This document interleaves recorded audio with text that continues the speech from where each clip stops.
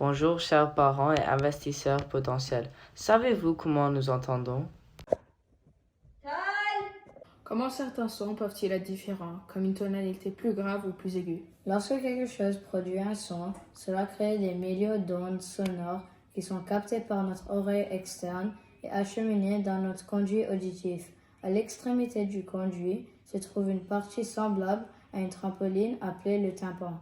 Comme lorsque vous sautez sur un trampoline, il monte et descend. C'est exactement ce que fait notre tympan lorsque les ondes sonores l'atteignent.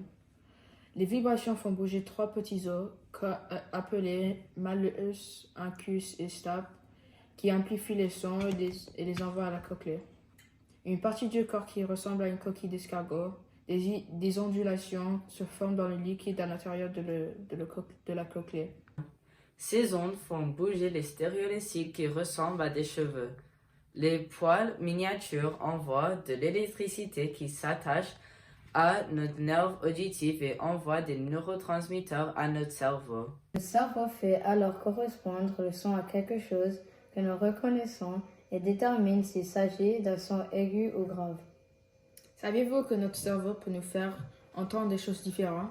Écoutez ce son et dites-moi si vous entendez Yanni ou Laurel. Laurel.